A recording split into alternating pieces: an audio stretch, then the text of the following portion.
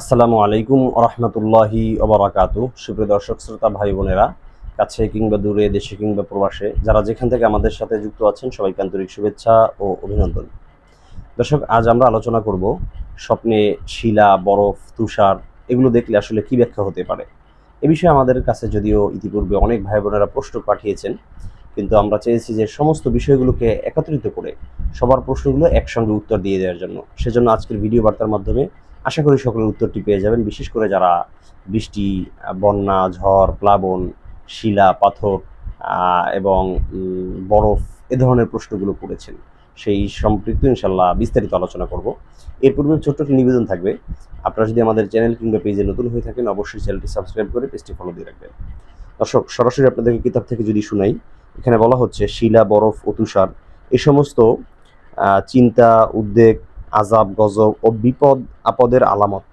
তার মানে হলো শিলা যদি কেউ দেখে, বরফ যদি কেউ দেখে, তুষার দেখে, তাহলে এগুলো কিন্তু তার দুশ্চিন্তাগ্রস্ত হওয়া, ডিপ্রেশনে পড়া, আযাব গজব এবং বিপদ আপদের আলামত হতে পারে।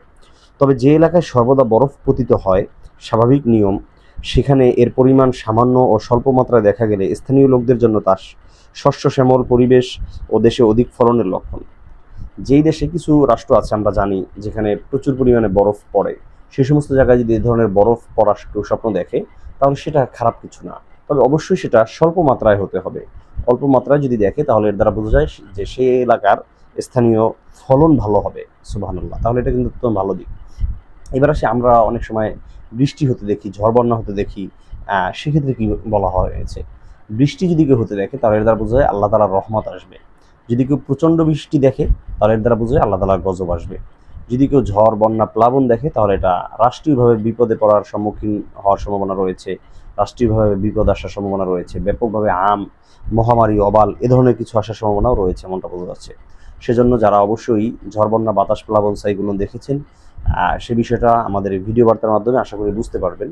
যদি কোনো ক্ষেত্রে আপনার দ্বিধা সংশয় থাকে, ডিসক্রিপশন বক্সে পেজের লিঙ্ক থাকবে, সেখানে মেসেজ দিলে আমার সাথে কথা বলতে পারবেন।